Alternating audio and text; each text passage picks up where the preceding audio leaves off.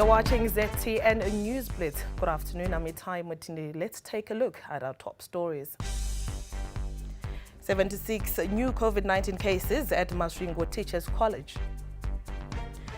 Unregistered candidates sneak into ZIM exam rooms. Winning gambler killed by losing mate. And in sport, Afghanistan's tour of ZIM moved. COVID-19 cases at Masvingo Teachers College in southeastern Zimbabwe have gone up to 157 from the 81 that were reported on Monday. Masvingo Provincial COVID-19 Task Force spokesperson Rogers Irimai said they anticipate more cases after intensifying contact tracing and testing. The Teachers College has since been sealed off and put under lockdown as part of measures to curb the spread of the virus. We have a total of 157 that tested positive within the institution. So all those are isolated in the campus. We have encouraged the students to stay home. And so as an institution, Masvingo Teachers College currently is holding its learning virtually. Testing is still going on, and it's not surprising if we get more testing positive, but we are really controlling the situation. CCPT Senior School in Harare has suspended all physical classes after recording a positive case of COVID-19 in a letter addressed to parents. The school's deputy head, Hena Padayachi, said pupils will continue with lessons online. The ban on face-to-face lessons took effect this morning. She said measures were taken in the best interest of the learners. Padayachi was not forthcoming with a comment when ZTN contacted her and instead referred our reporter to the letter addressed to parents. Our correspondent Mnashe Mukathlera is at the school and she gives us this update. Good afternoon. We are at CCPT Senior School, and as at yesterday, the school recorded a case of COVID-19, and as a result, the authorities of the school decided to cancel all physical classes. That is effective from this morning. They are now conducting online classes. This, of course, is a measure to ensure that their kids are safe, and they are trying to curb the spread of the virus. Now, earlier we spoke to the school authorities and they said they had completed all their external and internal examinations, and as a result, they will just be doing the online classes while they monitor the situation on the ground. Back to you. The Ministry of Primary and Secondary Education spokesperson Taungana was not immediately available for comment. Moving on, as the world awaits for more information on the latest COVID-19 variant, Omicron, health experts continue to urge accelerated vaccination drives and observation of prevention protocols. For the ordinary person, news of the variant has created a sense of anxiety. Our news crew spoke to some Zimbabweans in Harare to get their thoughts on the latest variant, which has already been detected in neighboring Botswana and South Africa. Hurumende inofanira kungoudza vanhu kuti vatore mameasures ekupfeka mamask, masocial distance, kuti vakatiitira lockdown tinofanira nzara tiri kumusha. Mameasures anofanira kuti aiswe kuti tirarame, asi hurumendewo yoonawo kuti ingatibatsire sei kune vasingaende kumabasa, wozi tanzwa varume takwara. Tikatuma vanhu pamabhodha vapinde, isusuwo muno manje tichakwara, tichafa vakawandisa. Saka zvinani kuti kana zvatodaro vatombovhara zvavo. Kana tinoda kuti vana vedu vauye, but tinoda upenyu hwedu futi. Saka ndinongoti hurumende ngaitoita zvinoita kuti isusu tisabatwe nayo. Ikoko yogara ikoko isitogara tiri pano. Lockdown kwatiri ndabhera kuti COVID itiuraye zvayo ka. Tichita zvatiri kuita. Because like nyika yedu yagara tiri pazero. Saka ngatishandei topfeka face mask, tongotedzwa ma-regulations eCovid. Saka isusu hatisi kuda kuti tinzi tivharirwe, ngavavhare mabhodha. Pari kupinda nevanhu vari kuuya nezvirwere kubva kudzimwe nyika kune zvirwere, nekuti munyika medu munomuka munenge musina chirwere, asi chinounzwa nevanhu vanobva somewhere kuna Botswana kuna na South Africa. Saka chiripo ndicho ndechekuti ngavangovhara mabhodha. Ini hangu ndiri kuona kuti vakangovhara mabhodha zvapera. On Monday, the government said it was not yet pressing the panic button over the Omicron variant. There's absolutely no reason to panic. We as a country are very confident. We've been preparing for, and we continue to prepare for what we call the worst case scenario. And the identification of these new variants it just qualifies as one of those scenarios where we don't suddenly have to jump as if there was nothing happening. We were preparing and are preparing for the worst case scenario. And the issues that need to be put in place, that have been put in place, that we continue to strengthen, is really managing our ports of entry, surveillance there, testing there. It includes the participation of communities, making sure that everybody is doing their part. The Zimbabwe School Examinations Council is wary of some pupils who failed to register for November public examinations but sneak into exam rooms and write with the hope that their answer scripts will be marked. The examination board encountered such cases in the past and says it has put measures to curb the practice. A number of pupils failed to register for exams on time due to a number of reasons. Despite ZIMSEC extending the registration deadline every year, grade 7 examinations started on Monday, the 29th of October. ZTN's Takuzwa Chihambakwe spoke to ZIMSEC spokesperson Nikki Dlamini. It is important that we reiterate as ZIMSEC that no registration, no examination. If a candidate did not register for a subject, they should not sit for that examination. This is where the issue of missing marks comes in, or a candidate finds that they do not get a result because they have not been regularized within our system. This is something that we put in place to ensure that there is no malpractice, that there are no scripts being snuck into our examination, that there's no impersonation where someone is claiming to have written the exam without actually writing the examination. So we kindly implore all administrators and the candidates, no registration, no examination. Prior to the start of the public examinations, some teachers' unions threatened to withdraw their members from invigilating, demanding to be paid for what they feel is extra work. The unions are not relenting from their position, despite the examinations having entered day 2 today. Progressive Teachers Union of Zimbabwe Secretary General Raymond Majongwe spoke to ZTN. They are not invigilating because they are saying, can we have a contract? What we are saying is, we are saying to government, don't give us an arm and a leg. Give us anything that you think we are worth. We have been saying we want $540. They are giving us $70. If we are saying pay us what you want for invigilation, they are still refusing. Teachers are wallowing in poverty. And all we are saying, can government pay us what they think we are worth, what they can afford? But ZIMSEC says it has not received any reports of disturbances to the examinations despite threats by teachers' unions.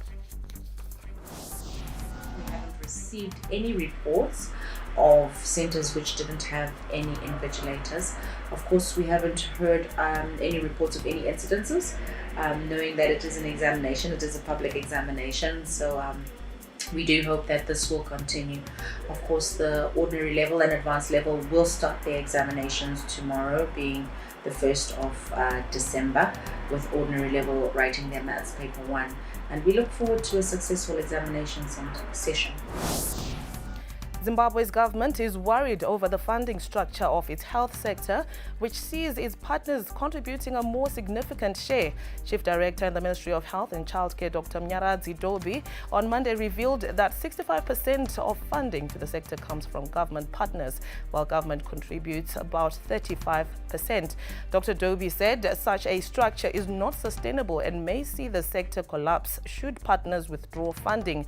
He went on to reveal that there were, however, efforts by Treasury to reverse the funding set up and ensure government contributes more. Dr. Dobi was speaking during the launch of a 5-year national HIV and AIDS strategic plan in Harare. One other issue which is there is the issue of health funding in Zimbabwe. If you analyze it, put what the partners are putting and what the government of Zimbabwe is putting, we were at 65% partners, 35% government of Zimbabwe. on the surface, it sounds very good. But if you analyze it or you reverse that, if the partners were to withdraw, a simple example is of what transpired these past 2 days with the new variant of COVID, whereby I say, you are no longer coming to the United Kingdom or whatever. And partners wake up tomorrow and say, we are no longer funding the health sector in Zimbabwe. So which means we will end up with no health sector. The Ministry of Finance has taken upon itself to reverse this funding modality whereby Ministry of Finance or GOZ is to fund at least 65% of financing in the health sector.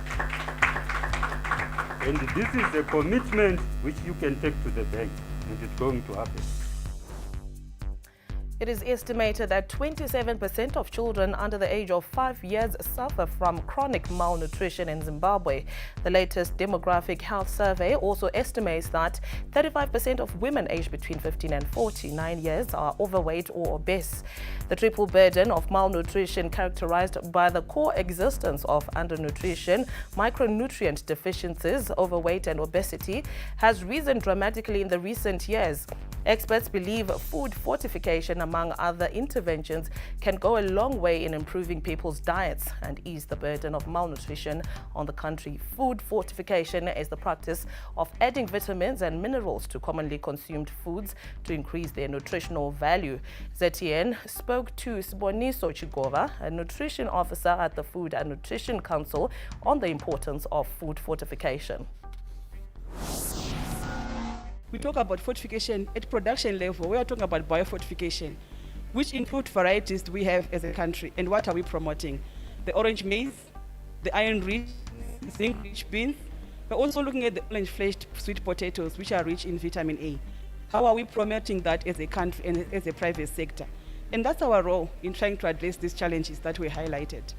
We also look at the issue of the industrial fortification, the mandatory fortification around the major food vehicles, our wheat, flour, and maize, and cooking oil, where we are saying we have added these micronutrients into these food vehicles so that those who purchase food on the market, they can access the micronutrients.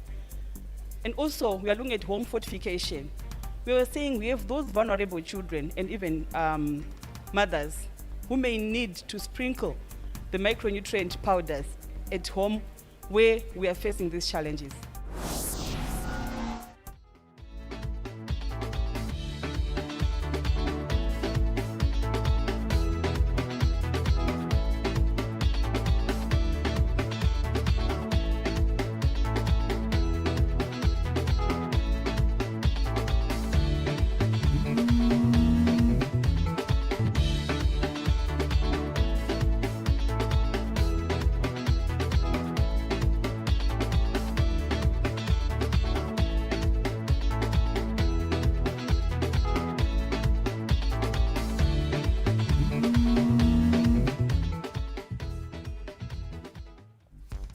Now, have you noticed the growing population of bearded men of late?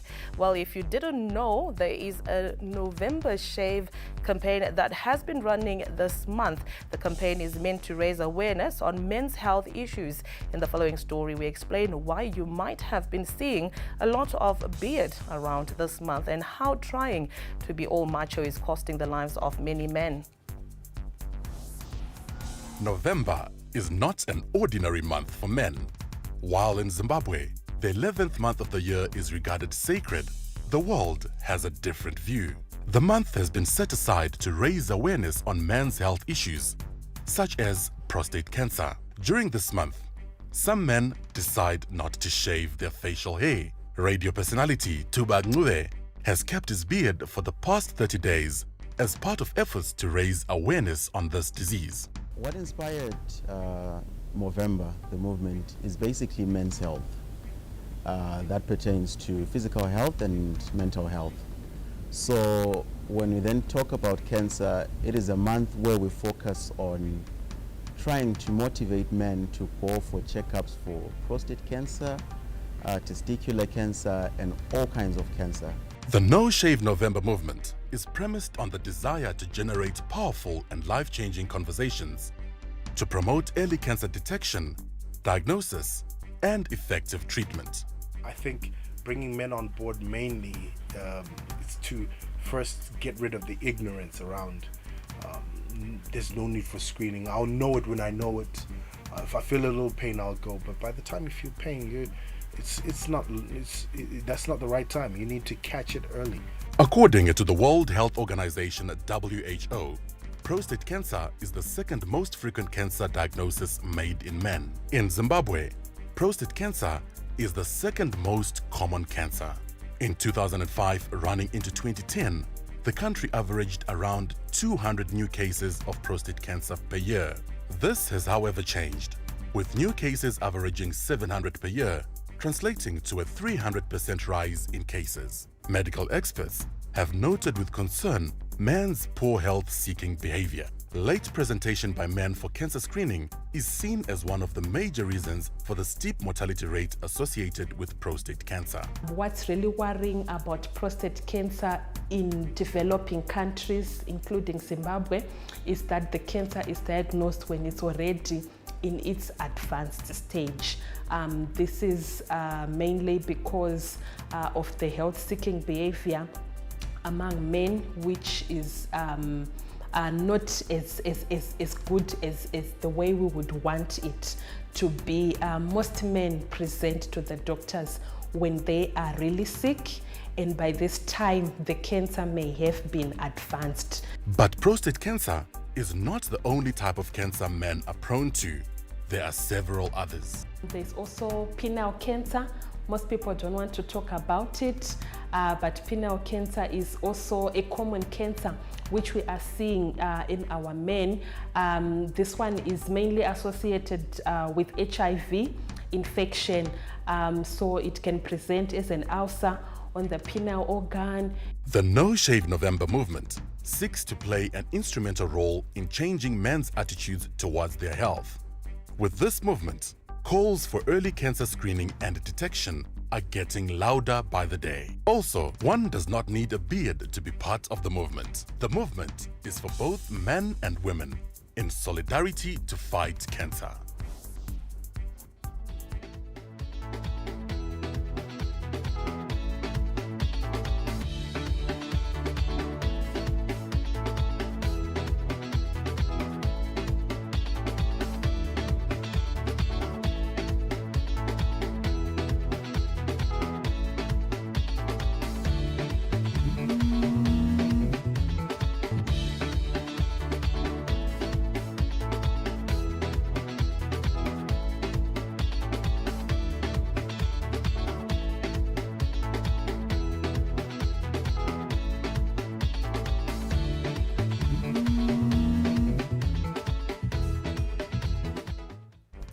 A 41-year-old man from Shurugwi was killed over a mobile phone that he had won during a bet.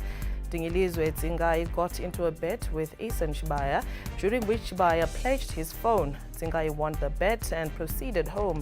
It is alleged that Shibaya followed the now deceased and demanded his phone back. A fight ensued and Shibaya struck Tsingai with an axe on the head and injured him. Tsingai succumbed to the injuries a day later at Shurugwi District Hospital. Midlands Provincial Police spokesperson Inspector Emmanuel Mahoko confirmed the incident, adding that the suspect is still on the run. The now suspect, Eason Shibaya, owner of the cell phone, later followed Dengilizwe at his home to recover his cell phone. The two fought and Shibaya struck Dengilizwe with an axe on the head. Dengilizwe was taken to Shurugwi Hospital for treatment. He died on 28 November 2021, a day later, while in admission.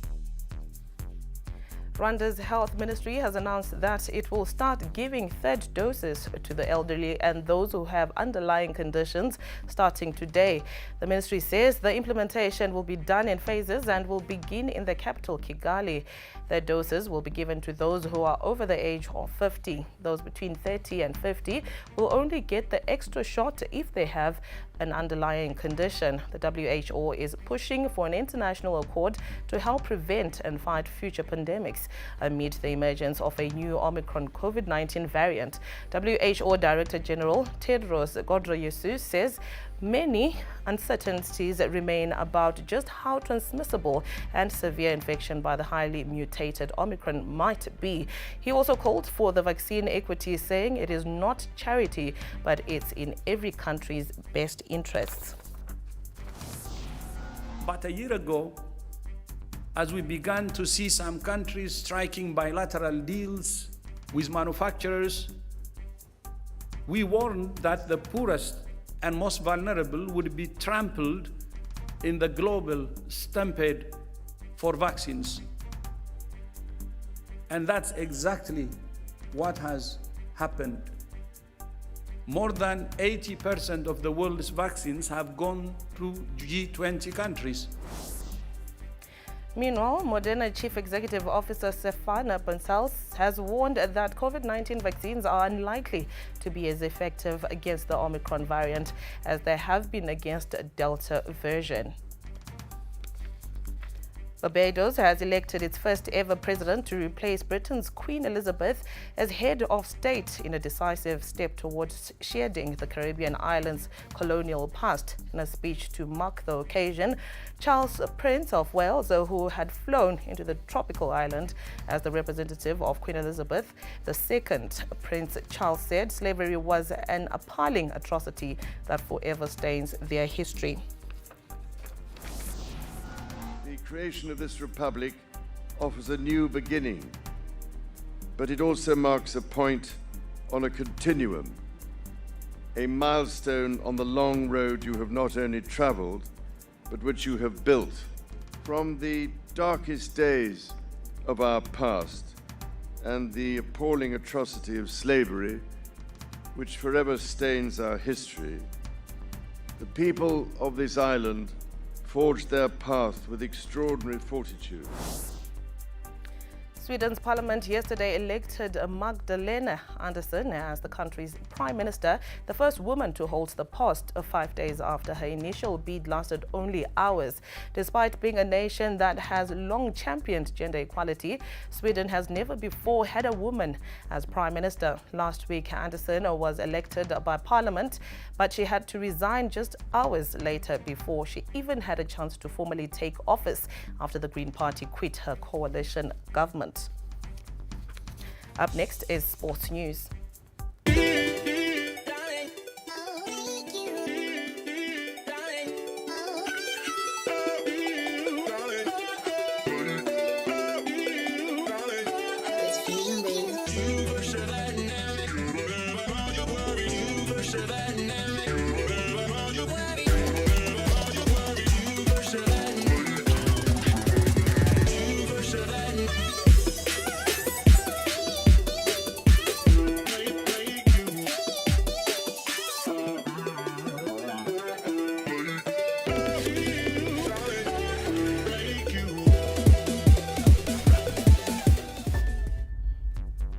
Former Triangle coach Kelvin Kaindu says he is still in shock after receiving the news of the death of Ronald Mudimu, the Zambian coach Triangle in 2016 after leaving Highlanders. You get such kind of messages with a lot of shock. I'm talking about the death of Ronald Mudimu. I worked with him for a season, and probably it was one of my greatest seasons to work with Triangle. We worked extremely hard and achieved where nobody thought we would go. And I can personally single out Mudimu as one of the players that was outstanding, very disciplined. You never had a problem with him both on and off the field. He was a leader, devoted to Christianity. It's just unfortunate that he has to go when we still need him. Mudimu will be buried at Zororo Cemetery tomorrow. Moving on, John Sillett, the man credited for sporting Peter Ndlovu when he joined Coventry City in 1992, has died. He was 85. Coventry City announced the news on their Twitter account. Ndlovu became the first African footballer to play in the new English Premier League in August 1992. He went on to earn 154 Premier League caps, scoring 34 times and contributing 13 assists. Lionel Messi has changed clubs, but his Ballon d'Or winning trend has followed him. The Argentine won a record 7th title yesterday, making him the first man to win the Ballon d'Or in 3 different decades. However, there has been an argument that Messi wasn't the best player over the last 12 months, despite stats showing his dominance. Some statistics are Messi 2020 to 2021 season. It's very fair. Because Lewandowski, the only thing Changaga lead my goals. Zvinoitika kuFrance uko vakagara vangofevhera Messi. Murikunzwa Ballon d'Or iri ka ndera Lewandowski. Zvaifanira kuita pavakanyima last year angada vamupa futi izvozvo. Saka bhora racho harichanakidze ngoti nongonzi Messi apa akatsva kupedzi kwacho haasi kukana kugona kumisa bhora. Saka hazisi fair zvezve. Ndosaka ndinatochiona ndimatondiudza kutoti Messi akawina chiBallon d'Or. Indowirirana nazvo Lewandowski aifanira kupiwa Ballon d'Or. Last year akafraudwa Ballon d'Or ari pachena. This year statistics ake compared na Messi vavari almost 50-50. Very fair. Messi akawina zviri very fair. Because Ballon d'Or ichitotongoona bhora ramuneti chete, but avaziva kuti bhora vanokonzida zvakawanda, maplaymaker vachichize zvakawandisa. Vari kutaurawo ndivanomirira bhora kuti ringogowa muneti chete. We talked to football analyst Charles Masvingo, who shared his thoughts on the story. The Ballon d'Or title is thoroughly deserved by Lionel Messi because throughout his career, the one criticism that he has got has been lack of international trophies with Argentina.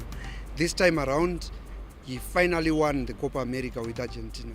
And he did not just win it, he was the top goal scorer, he had the most assists, he had the most man of the match awards, and he literally took all the individual awards en route to winning the Copa America. He was also top goal scorer in the Spanish league. And yes, there's the argument about Lewandowski, who has done very well to score 54 goals in the season compared to Messi's 40. However, the Ballon d'Or is not always about the top goal scorer. Many times it is about achievements. That's why I've mentioned Messi's major achievement, which put him above Lewandowski, who he has not won anything internationally with his native country.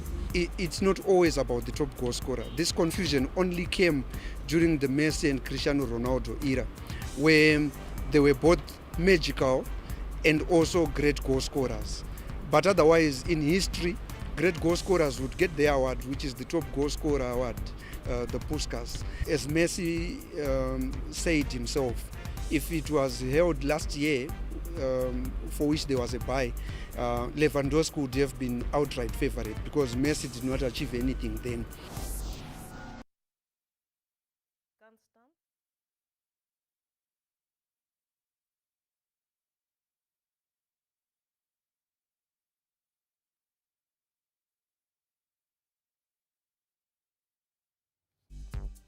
In cricket, Afghanistan's tour of Zimbabwe, which was scheduled for December, has been moved to next year. ZTN understands that Afghanistan are now expected to visit Zimbabwe end of January next year for a Super League matches and 5 T20 internationals. Zimbabwe will host Afghanistan after their tour of Sri Lanka, also slated for January 2022. And that's all we had for you today on ZTN News Blitz. You can, of course, connect with us on all our social media platforms, Twitter at ZTN News, Instagram at ZTN News, and our website ztn.co.zw. Thank you for watching.